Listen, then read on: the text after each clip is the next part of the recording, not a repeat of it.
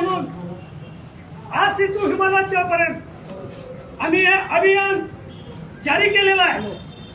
आमच्या भावना ज्या मुळाशी आहेत ते मूळ म्हणजे सत्य सनातन धर्म आहे। या सत्य सनातन धर्माची जी संस्कृती जर टिकवायची असेल तर सत्य सनातन धर्माचा मूळ पाया ही गोमाता वाचली पाहिजे आणि ही गोमाता वाचवण्यासाठी या मातेला आपण राष्ट्रमातेचा दर्जा दिल्याशिवाय मी गप्प बसणार नाहीये।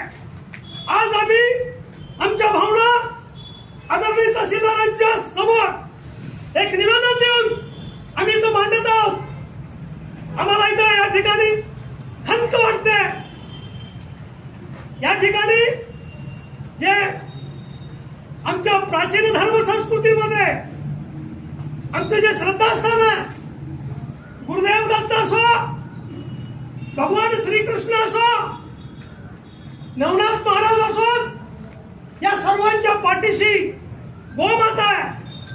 या गोमाता संकटात आहे, आमचं श्रद्धास्थान संकटात आहे।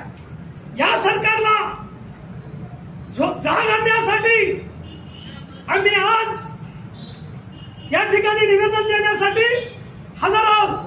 आदरणीय तहसीलदारांनी आमच्या भावना, आमचा संतोष आणि धर्म संस्कृतीची आमची असलेली जागरूकता त्यांनी लक्षात घ्यावं आणि पुढील कारवाई तात्काळ पद्धतीने त्यांनी करावी आणि इथून पुढे आमच्या परिसरामध्ये गोमातेचा सन्मान ठेवण्यासाठी आम्ही इथे कटिबद्ध आहोत आणि आपणही राहावा ही अपेक्षा व्यक्त करतो।